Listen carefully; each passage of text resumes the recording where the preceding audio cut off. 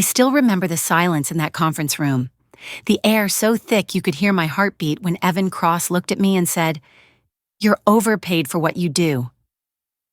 30% of my salary vanished that morning, and with it, every illusion that loyalty still mattered. I didn't argue. I smiled, nodded, and made a silent promise. He'd regret mistaking quiet for weakness. If you've ever been humiliated at work, stay with me. And if this hits home, subscribe and tell me your story in the comments.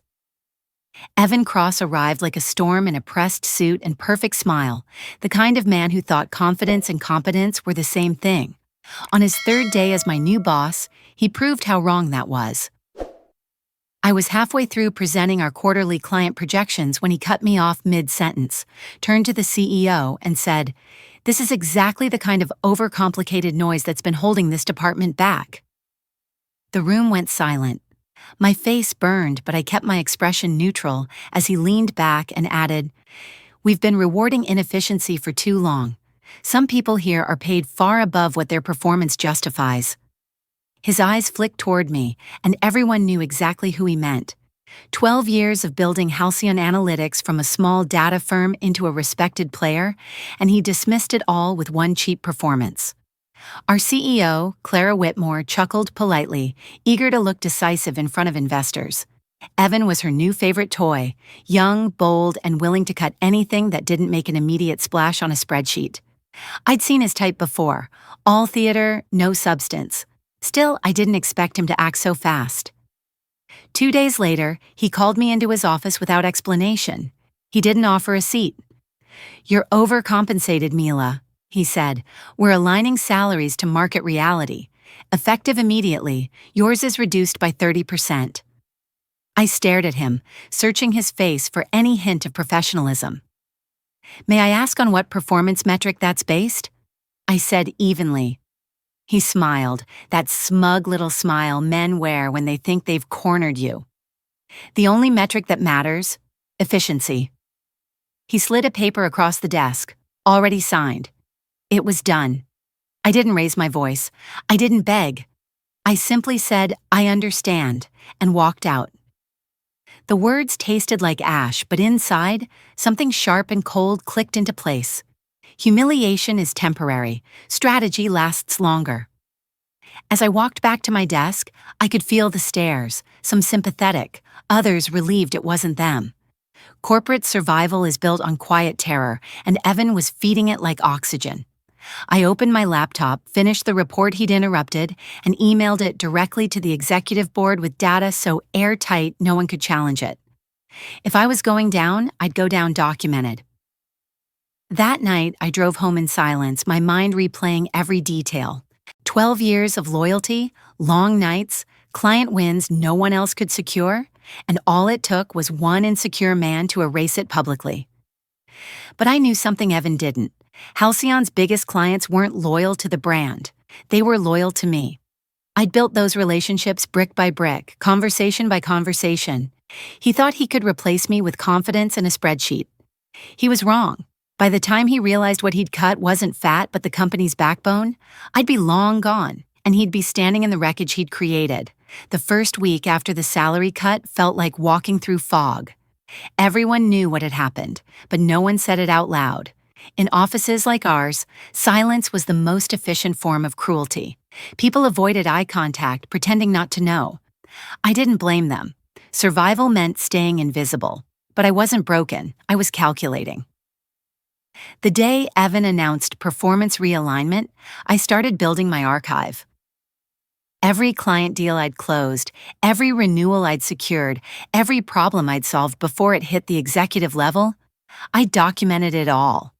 I organized years of client communications, contracts, and confidential insight files into a timeline so clear that even a lawyer would envy it. I didn't know exactly how I'd use it, but I knew this. The next time someone called me expendable, I'd have proof that I was the foundation they were standing on. Evan's management style was predictable. Meetings, buzzwords, and cutting people in public to prove dominance. He wanted fear, and for most people, it worked. For me, it only clarified the battlefield. My value wasn't in my title or my paycheck. It was in what no one else could replicate: relationships. My biggest account, Meridian Systems, was worth $15 million a year. I had nurtured that partnership through budget crises, leadership turnovers, and 3 mergers. Their CFO, Harper Lane, once told me I was the only consultant who ever made her feel like she wasn't being sold to. We'd built trust, the kind of trust Evan couldn't fake in a lifetime. He didn't understand that in our industry, relationships were capital. The day he tried to take control of my accounts, that truth would bury him. I began laying quiet groundwork. Every client meeting, every call, I recorded key outcomes, filed summaries, and copied myself on every correspondence. I wasn't hiding. I was preparing a map that showed exactly how much of Halcyon's revenue relied on my existence. While Evan spent his days polishing slides for Clara's board presentations, I was reinforcing every client bridge he was about to burn. 2 weeks in, he began inserting himself into emails he didn't understand, adding suggestions that undermined months of careful positioning. I said nothing, but clients noticed. Harper emailed me after one particularly awkward exchange. "Is this new VP always this aggressive?" He pitched, "Us 3 add-ons we explicitly rejected last quarter." I typed back carefully, "He's eager to make an impression. I'll make sure your priorities are still the focus." Her reply was short, "Good, because if that changes, we'll reconsider everything." That wasn't just a threat, it was a promise. Evan's arrogance was alienating the very people keeping this company alive, and he was too busy basking in Clara's approval to see it. I didn't need revenge, I just needed patience. The cracks were already forming, and I knew exactly where they'd split. At home, I started preparing for what came next. I updated my resume for the first time in 12 years, quietly reached out to old contacts, and set up a new professional email account under my own domain. Not to leave yet, just to have options. Freedom is easier to build when no one knows you're doing it. Every time Evan boasted about trimming inefficiencies, I took another mental note. He wasn't trimming fat, he was sawing through the company's foundation. I just had to wait for gravity to do its work. I wasn't angry anymore. I was focused.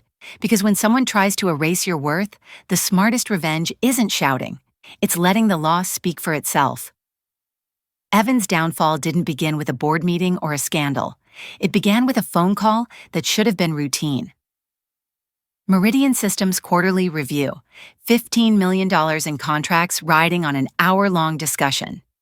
I'd led those meetings for years, calm, strategic, and precise. This time, Evan insisted on running it himself. "You can observe," he told me, like he was granting permission.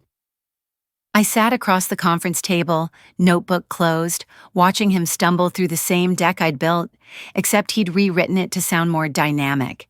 He didn't know our clients hated buzzwords. Harper Lane, Meridian's CFO, was composed, but her eyes gave her away. Every time Evan interrupted her to talk about scalability, her jaw tightened a little more. He thought he was dazzling them. He was digging his own grave. 10 minutes in, he said something that sealed it. "The current strategy is fine," he said, smiling too wide, "but it lacks momentum. We plan to reassign key personnel to improve response time." Translation: he was pushing me out and he didn't even realize he was doing it in front of the client who valued me most. Harper turned to me, eyebrows raised. "Mila, does that align with what we discussed last quarter?" she asked. Evan tried to jump in, but she cut him off. I kept my tone even. "Actually, Harper, our last conversation focused on stability over speed. The current timeline already fits your long-term efficiency goals.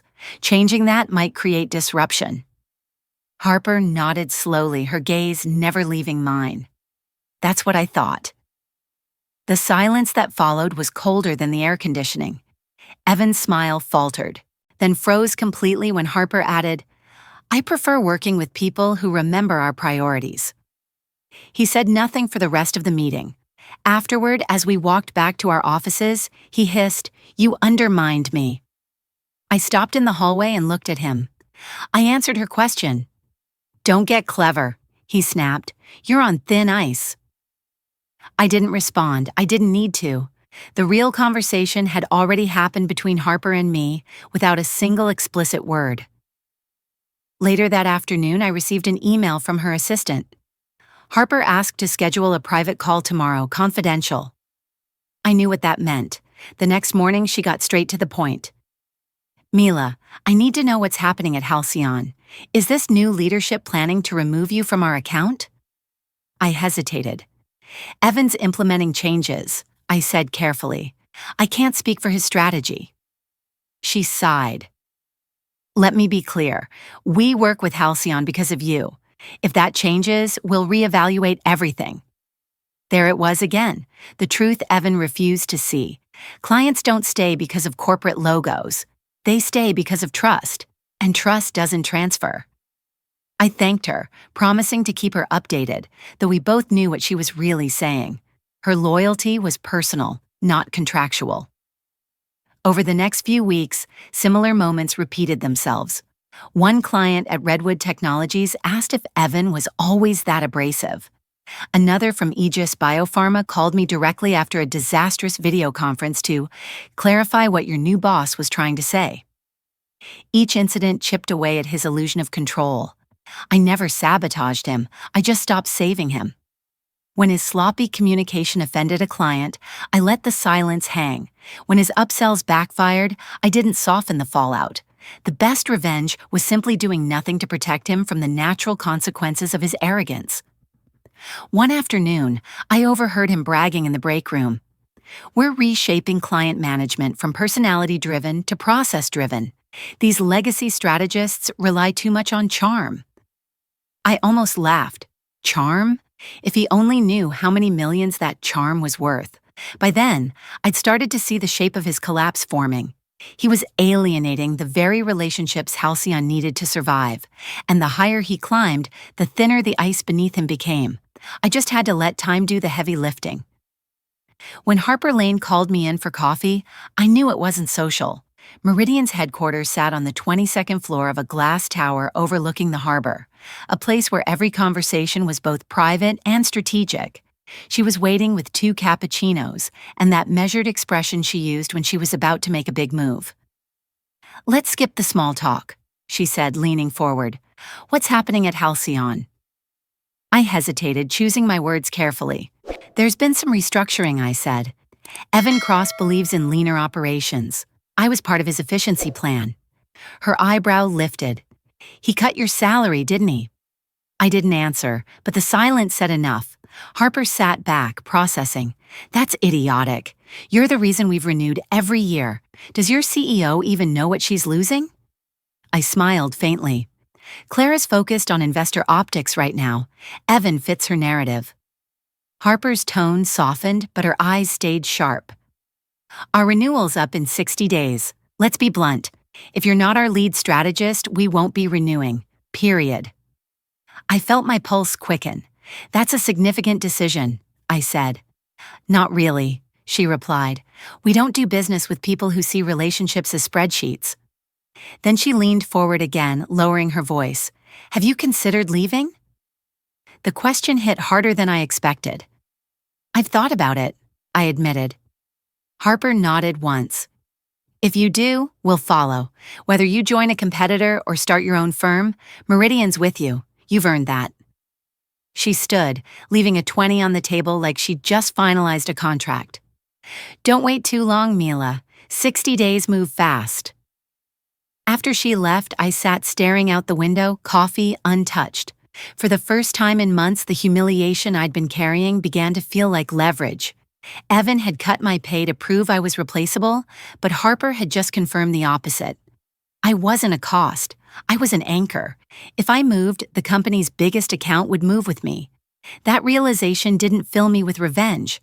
It filled me with clarity. That night, I opened my laptop and made a list. Contacts, firms I'd turned down over the years, people who owed me favors. By midnight, I'd sent 3 discreet messages. By morning, 2 had replied with interest. Within 48 hours, I had interviews lined up. I wasn't running away. I was repositioning. Evan had bet on my silence. He never imagined it was strategy. Back at the office, I began observing him through a new lens. Every mistake, every mismanaged meeting, every ignored email became data. He was unraveling publicly, and I was documenting it privately. When he forced an unnecessary upsell on Aegis Biopharma, they pushed back hard, accusing Halcyon of predatory tactics. When he tried to take credit for one of my retention campaigns, the client corrected him in the meeting. He flushed red, stammered, and moved on like nothing happened. But I saw the tremor in his hand when he reached for his water. The cracks were widening and he couldn't see them. Meanwhile, I kept my tone professional, polite, detached. Inside, I was building an exit that would take him down without me lifting a finger. The beauty of leverage is that you don't have to use it loudly. You just have to know it's there, and when the moment comes, let gravity do the rest. When the offer from Celerity Consulting came through, I read it twice before letting myself breathe. 35% higher salary, a director title, full autonomy. The number didn't impress me as much as the respect written between the lines. They wanted me for what I knew, not what they could measure. I printed the offer, slid it into a folder, and wrote my resignation that same night. The next morning, I walked into HR first thing, dropped the envelope on the desk, and said, "Please forward this to Ms. Whitmore's office." The HR manager blinked, surprised. "Effective immediately?" 2 weeks, I said, smiling faintly. Plenty of time to transition my accounts. I CC'd Clara on the email version out of courtesy. I didn't copy Evan. He found out 40 minutes later when HR flagged my file as pending departure. He stormed into my workspace like a thundercloud.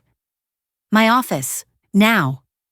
His voice had the tightness of a man who'd lost control and just realized it. I followed him in, calm, collected. He shut the door hard.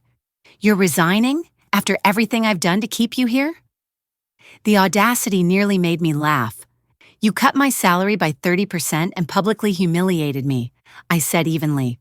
"What exactly have you done to keep me here?" "Where are you going?" he demanded. "Celerity Consulting," I said. His expression flickered from disbelief to panic. "You can't take clients with you, that's a breach of your contract." "I'm not taking anyone," I said, my tone measured. "If any client decides to follow, that's their choice. I haven't solicited anyone." It was the truth, and we both knew it didn't matter. The damage was already done. He just hadn't seen it yet. "Clara won't allow this," he said, voice rising. "She already did," I replied. "She approved my resignation 20 minutes ago."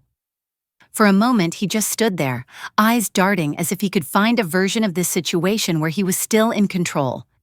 Then his shoulders dropped and his jaw clenched. "You think you've won something here, but you haven't," he said, trying to sound in charge. "You're burning bridges." "No," I said quietly. "You burned them when you mistook loyalty for weakness." I walked out before he could reply. The door clicked behind me like a full stop at the end of a long sentence. The following days unfolded like a slow-motion implosion. Word spread quickly that I was leaving, and whispers followed, half admiration, half disbelief. By the end of the week, Clara called an emergency meeting.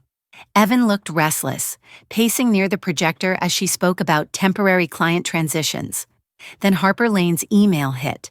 She'd sent official notice to Clara's office that Meridian Systems would not be renewing their $15 million contract. Her reason was brief and devastating: loss of continuity and leadership alignment. Corporate language for, "You got rid of the one person who made this relationship work."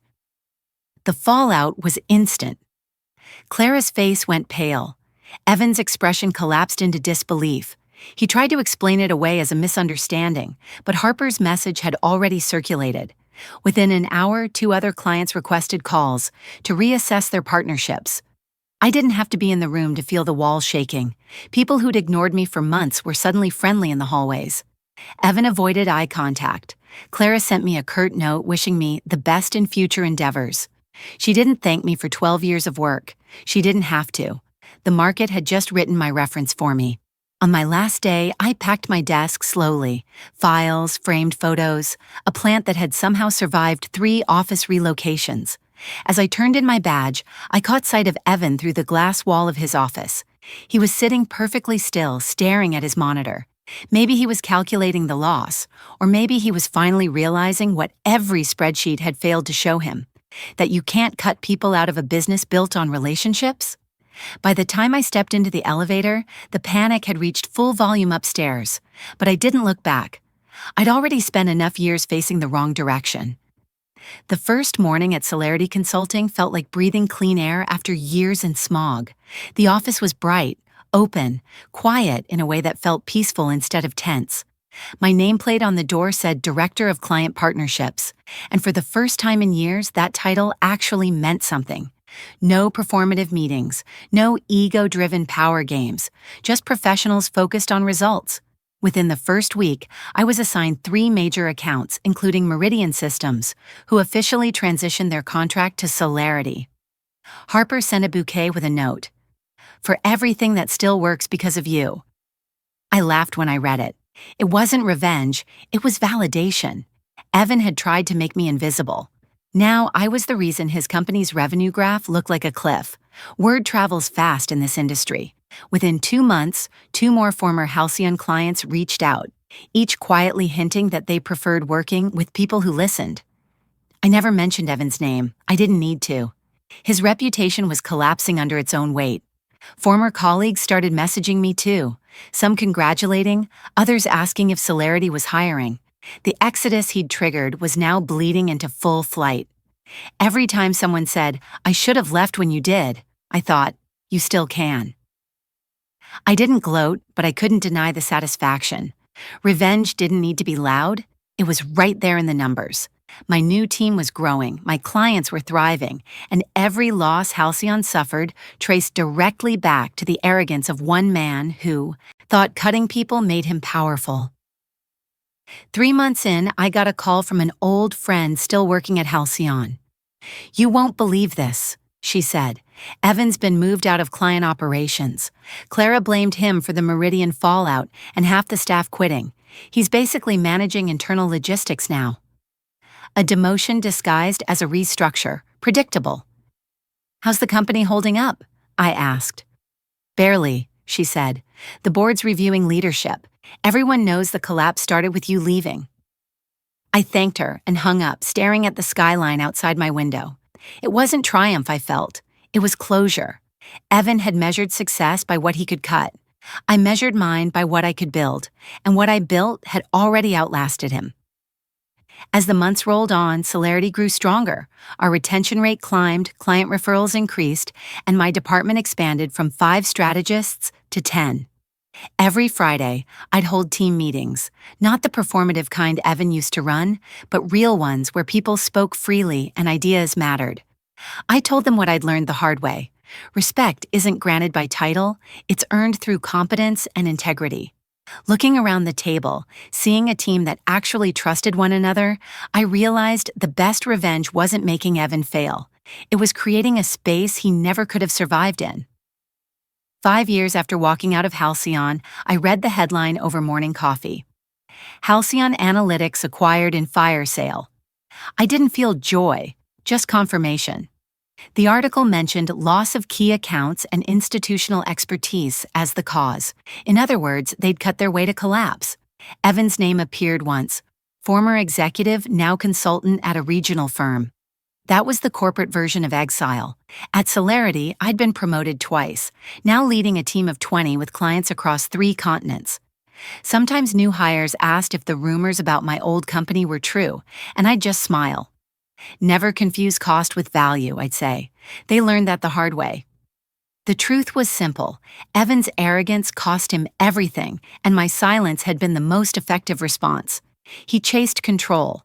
I built trust. One vanished. The other endured. Looking back, what I learned wasn't about revenge. It was about boundaries.